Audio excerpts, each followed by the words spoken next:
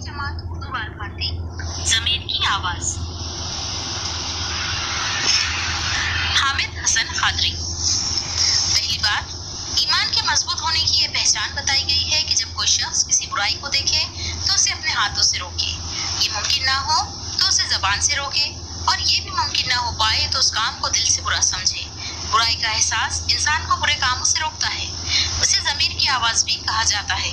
जो लोग बुराई के खिलाफ अपने अंदर उभरने वाली इस आवाज़ को दबाकर दुनिया के फायदे हासिल करते हैं, उन्हें ज़मीर फरोश कहा जाता है। ज़ेल की कहानी इंसान के अंदर उभरने वाली इसी ज़मीर की आवाज़ पर मबनी है। जान पहचान। हामिद हसन खादरी 1827 में बिछरावा जिला मुरादाबाद यूपी में पैदा हुए। आला तालीम हासिल करने के बाद वो बड़ौदा में फारसी के उस्ताद मुकर्रर हो गए। 1927 से 1945 तक सेंट जॉन्स कॉलेज आगरा में उन्होंने फारसी और उर्दू के लेक्चरर की हैसियत से खिदमत अंजाम दी। 1952 में वो मुलाजिम से सुबकदोश हुए। तहकीक, तनकीद और तारीख निगारी के साथ साथ उन्होंने अफसाने भी लिखे हैं।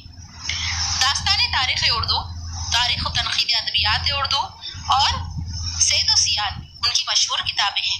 ज़ेल का अफसाना उनके अफसानों के मजमूए सैद व सियाद से लिया गया है।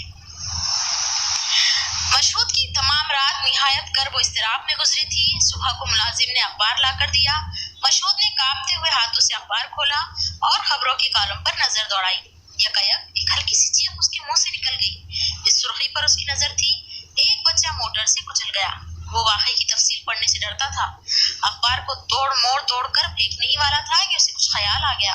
उसने अखबार को सीधा किया। खबर यूं थी, कल 3 बजे दोपहर को आलमनगर की सड़क पर एक 4 बरस का बच्चा मोटर से टकरा गया। मोटर ऐसी तेजी से निकल गई कि इसका नंबर नोट ना किया जा सका। बच्चा मिस्त्री खुदादाद मरहूम का था। जख्मी बच्चे को इसकी मां के पास मकान नंबर 75 वाक़ई गंजपुर पहुंचा दिया गया, लेकिन 2 घंटे बाद उसका इंतकाल हो गया। मशहूद देर तक सर पकड़कर बैठा रहा, फिर खुद ब खुद कहने लगा, तो मैं इसका कातिल हूँ। मुझे इसका अंजाम का अंदेशा था।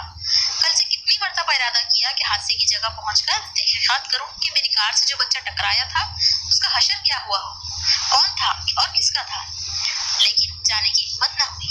आखिर अब मालूम हो गया, लेकिन क्या करूं? क्या इसके घर जाऊं, उसकी माँ से अपने जुर्म का इकबाल करूं, उस बदनसीब की तबाह हालत अपनी आंखों से देखूं, उसकी लानत व गुलामत, गुस्सा व नफरत का हदफ बनूं और अपने किए की सजा भुगतूं?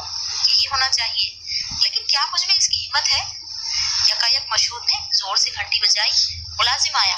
मशहूद ने कहा, फौरन असबाब बांधो, मैं बम्बई जा रहा हूँ। उसने तय कर लिया कि इस शहर से चले जाना चाहिए। ये भेद किसी को मालूम नहीं, लेकिन ये कांटा दिल में खटकता रहेगा। कहीं दूर चला जाऊंगा। बम्बई की दिलचस्प